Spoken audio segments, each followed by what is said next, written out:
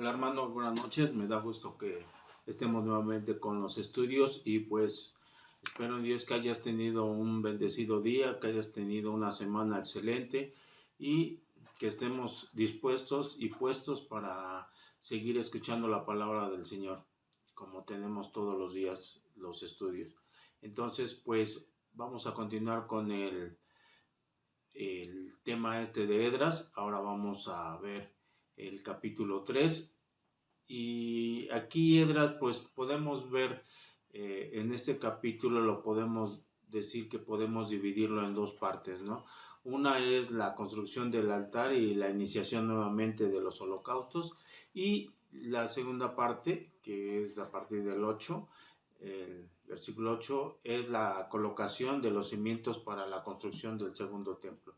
Y pues aquí, si recordamos un poquito el capítulo anterior, sale el pueblo ya permitido por Ciro, llega a Judá y se empiezan a restablecer. Empezamos a ver también que iban, como el título, un solo hombre, iban muy unidos para adorar nuevamente al Señor. Y estos son buenos hábitos que se deben de tener. Si tú formas buenos hábitos en tu vida, dice uno, buenos hábitos vas a tener o frutos vas a tener de estos buenos hábitos. Y estos buenos hábitos, si tú los compartes a otros, pues darán unos, dice uno, pues mayores frutos, ¿no? Mejores resultados en donde quiera que tú lo quieras ver.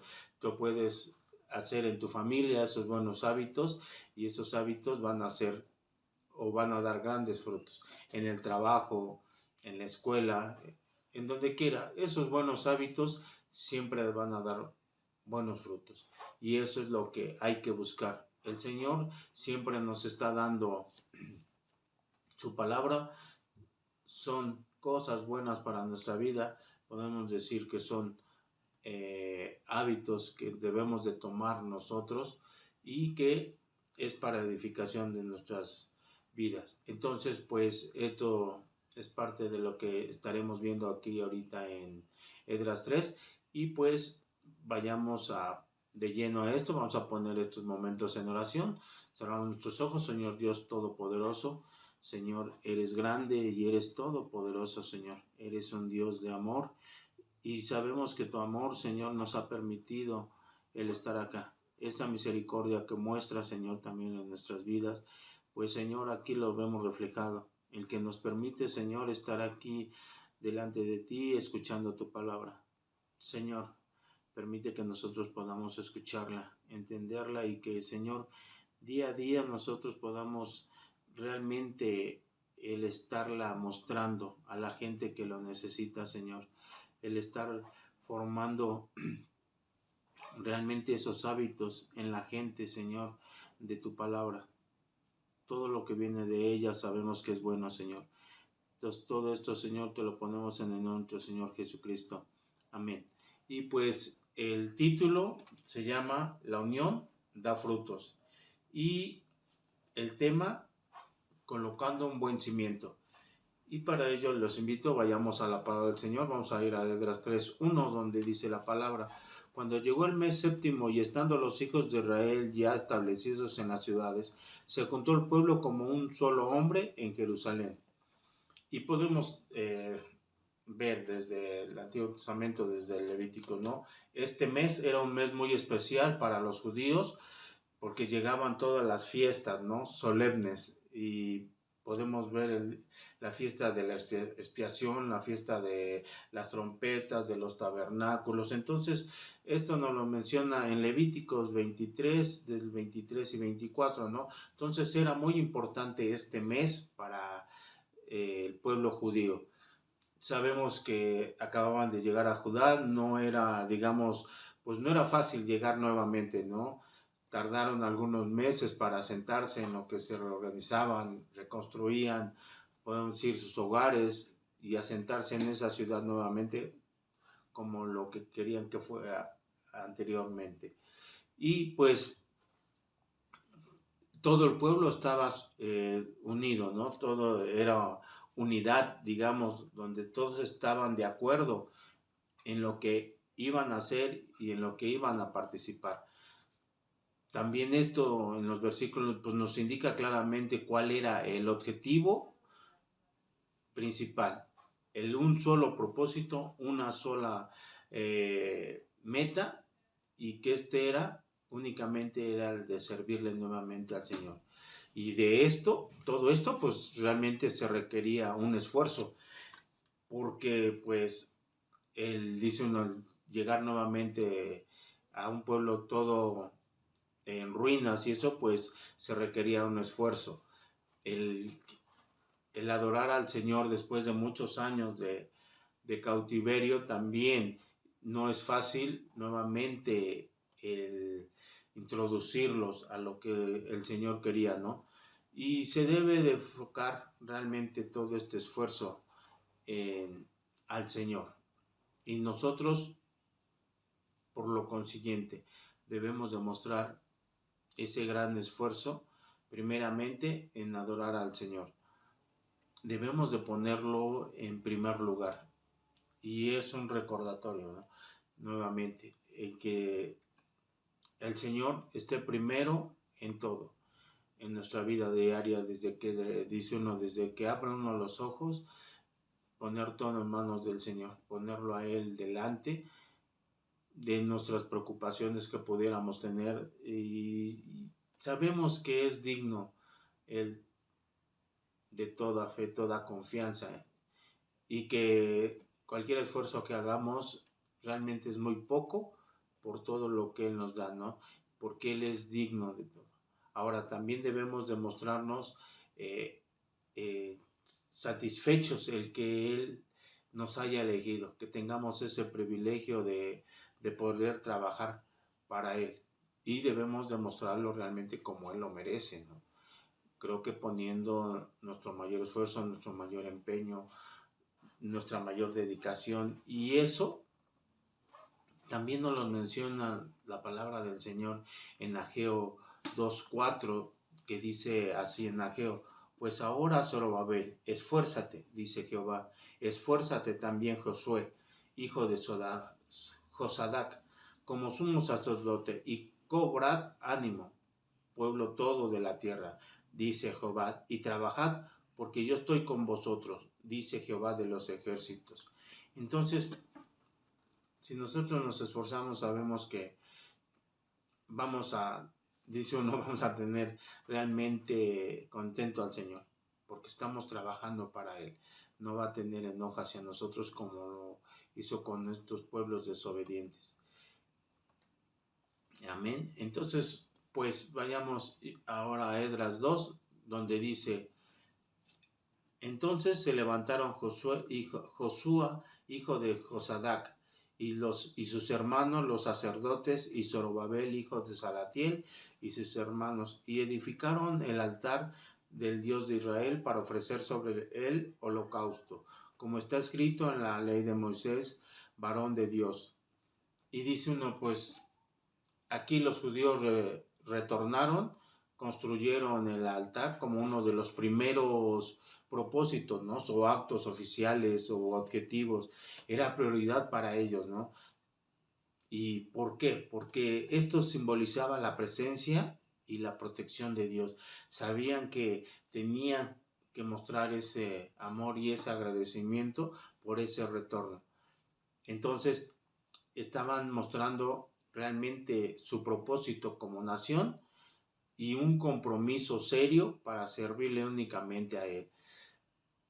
Zorobabel, dice aquí, ofreció holocausto como lo indicaba la ley de Moisés, y eso también se ve en Levíticos 1:7. Y sabemos que ahí mencionaba que los sacrificios eran esenciales porque pues, realmente estaban mostrando que el pueblo estaba buscando como guía a Dios, que estaban dedicándose para vivir como Él, ¿no? Lo ordenaba, porque estaban recurriendo nuevamente diariamente a Él, ¿no? Con los sacrificios. ¿Por qué? Porque sabían que necesitaban perdón por todos los pecados que habían cometido. Y de esto, de que pusieron primero a Dios para adorarlo, nos da la Biblia muchos ejemplos realmente. Y hubo personajes que se distinguieron, que fue lo primero que pusieron, fue el altar para adorar a Dios. Y eso lo podemos ver desde Noé en Génesis 8:20, también con Abraham en Génesis 12, 7 y 8, que los llevó realmente con Abraham, pues llegando a la tierra que Dios les había prometido, lo primero que hacen es poner el altar. Y ahora yo les hago una pregunta, hermanos. ¿Qué lugar ocupa Dios en tu vida? ¿Es tu prioridad agradarle a Dios y trabajar para Él? ¿O tú lo tienes muy aparte? Eso te lo dejo, dice uno, a tu persona. Piénsalo, analízalo y date una respuesta tú. ¿Cómo tú lo tienes catalogado? ¿Qué lugar está ocupando en tu vida? Y si estás trabajando agradablemente para Él. Amén. Vayamos ahora del 3 al 5, que dice la palabra del Señor.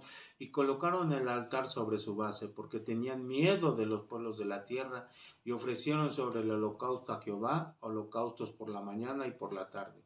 Celebraron asimismo la fiesta solemne de los tabernáculos, como está escrito, y holocaustos cada día por orden, conforme al rito, cada cosa en su día.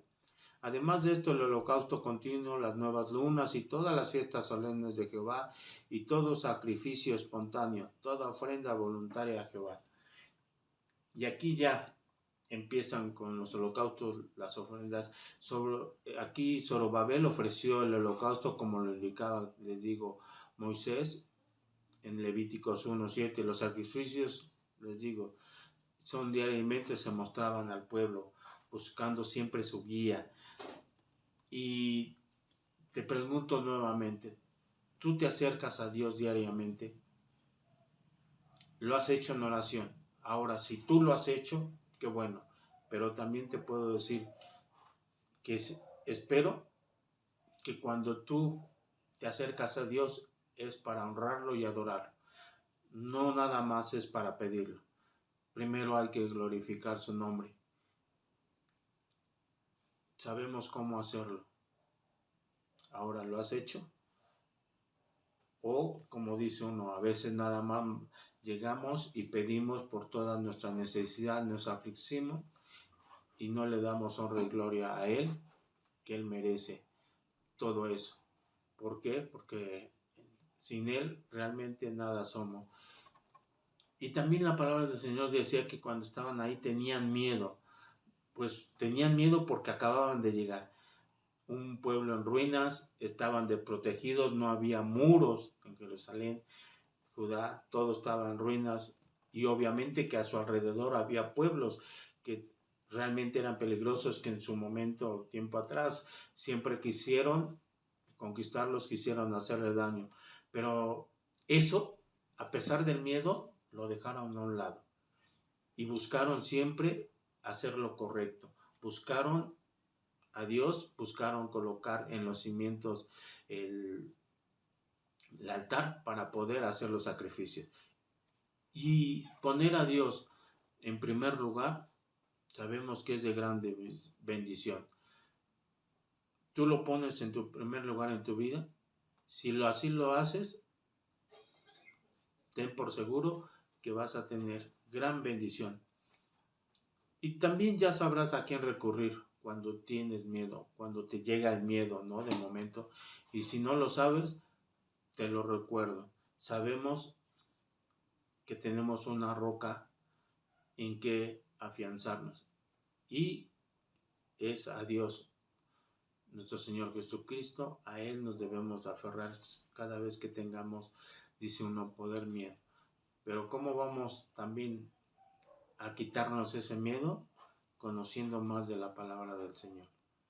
Amén. Entonces yo te invito a que estés diariamente aprendiendo. Y ahora vayamos al Esdras 3:6 y 7, que dice la palabra del Señor: desde el primer día del mes séptimo comenzaron a ofrecer holocaustos a Jehová, pero los cimientos del templo de Jehová no se habían echado todavía. Y dieron dinero a los albañiles y carpinteros, asimismo comida, bebidas y aceites a los sidonios y tirios, para que trajesen madera de cedro desde el Líbano por mar de Jope, conforme a la voluntad de Ciro, rey de Persia, acerca de esto. Y obviamente no, dice pues aquí, se tenían a poner allá, dice uno, a chambear, pero se necesitaba tener el templo reconstruido para llevar a cabo realmente los sacrificios, que no se necesitaba tener el templo terminado, ¿no? Simplemente, como dicen, desde el altar llevar a cabo ya los sacrificios. Ellos tenían lo importante, tenían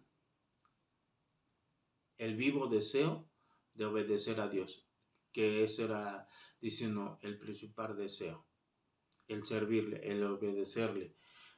Y para eso habían preparado ya el altar y ya contaban con sacerdotes. Entonces, pues dice uno, manos a la obra y a empezar con el templo. Y el obedecer a Dios es, digamos, es mejor que cualquier holocausto.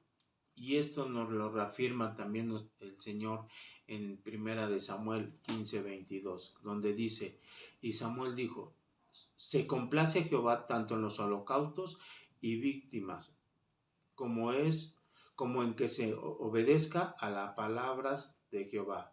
Ciertamente el obedecer es mejor que los sacrificios, y el prestar atención que la grosura de los carneros. Entonces el sacrificio, dice, no, era importante, pero más importante era el obedecer la palabra del Señor, el entenderla. Y es que hay que empezarlo, dice uno, lo importante es desde el interior hacia el exterior, y no el exterior, ¿no? Mostrar algo que no somos todavía. Entonces eso es importante, que nosotros ese cambio que se haga desde el interior hacia el exterior, no al viceversa. Entonces, ¿cómo vamos a empezar a cambiar? Él dice uno, el ser obediente a su palabra. Amén. Y ahora vayamos del 8 al 9 y dice: en el año segundo de su venida a la casa de Dios en Jerusalén, en el mes segundo comenzaron Zorobabel, hijo de Salatiel, Jesúa, hijo de Josadac, y los otros sus hermanos, los sacerdotes y los levitas, y todos los que habían venido de la cautividad a Jerusalén, y pusieron a los levitas de 20 años arriba para que activasen la obra de la casa de Jehová. Jesúa también sus hijos y sus hermanos, Cadmiel y sus hijos, hijos de Judá, como un solo hombre asistían para activar a los que hacían la obra en la casa de Dios, junto con los hijos de Genadad, sus hijos y sus hermanos levitas. Y aquí vemos, ¿no?, cómo empieza ya la construcción, colocando ya los cimientos, y se menciona 3 veces la palabra cimientos, cimientos. En tan solo 6 versículos que se leen aquí en este capítulo, se menciona 3 veces la palabra cimientos. Entonces podemos ver qué tan importantes sabemos que son los cimientos. Sin ellos realmente no podemos construir nada. Si ellos no ponían un buen fundamento, como dice con la construcción en el templo, se vendría abajo realmente. Y es como aquel cuento, fábula, ¿no?, donde se dice que el que se construye su casa en la arena, a diferencia del que construye su casa en la roca, ¿no? Esa gran diferencia. El que construyó en la arena, sabemos que es tierra floja, húmeda, se viene abajo en cuanto empiece a sentir el peso de lo que se le construye arriba. ¿Y qué pasa con la roca? Si uno construye sobre una superficie firme, y más si es roca, no, hombre, dice uno, puede aguantar quién sabe cuántos pisos. Entonces sabemos y conocemos de la palabra de Dios. Sabemos sobre qué roca debemos de estar nosotros construyendo. Y el que no lo sepa, parece ser la palabra del Señor. Sabemos que por medio de la palabra vamos a entender y vamos a saber que sobre nuestro Señor Jesucristo, que es la roca fuerte, vamos a poder construir nuestra vida espiritual firmemente y que a la larga va a traer grandes satisfacciones, grandes bendiciones. Nunca dudo que realmente el que se construya un cimiento firme, se podrá poner, como les digo, una gran construcción encima. No sé si han construido, pero los albañiles que conocen de construcción, se les pregunta qué necesita para que me aguante 2 pisos. Y nos dan una lista de materiales. Si quiero construir más, se le agrega más esto, se le agrega más del otro, pero siempre sobre un piso firme, sobre unos buenos cimientos. Entonces, pues, nosotros vayamos sobre esa roca y empecemos a construir unos buenos cimientos. Amén. Y ahora vayamos a Crónicas 3, el 10 y el 11, y dice: y cuando los albañiles del templo de Jehová echaban los cimientos, pusieron a los sacerdotes vestidos de sus ropas y con trompetas, y a los levitas hijos de Asaf con címbalos, para que alabasen a Jehová según la ordenanza de David, rey de Israel. Y cantaban alabando y dando gracias a Jehová y diciendo: porque Él es bueno, porque para siempre es su misericordia sobre Israel. Y todo el pueblo aclamaba con gran júbilo, alabando a Jehová, porque se echaban los cimientos de la casa de Jehová. Y aquí podemos decir, ¿no?, que el pueblo siguió el mismo procedimiento que lo había realizado David cuando empezó el arca del pacto al Jerusalén, ¿no? Lo trajo y ya lo vimos o ya lo estudiamos en Primera de Crónicas 16:5. Y aquí realmente es hermoso porque dice: mientras trabajaban, cantaban sobre la bondad y misericordia de Dios. Estaban conscientes que estos no merecían realmente ese privilegio, pero ¿por qué? Porque habían pecado gravemente contra Dios. Pero en realidad, como este pueblo, nadie en la actualidad, nadie merece nada. ¿Por qué? Porque todos hemos quebrantado la ley del Señor, pero sabemos que en su misericordia grande es y nos acogemos a ella para el perdón de todos los pecados, por ese amor.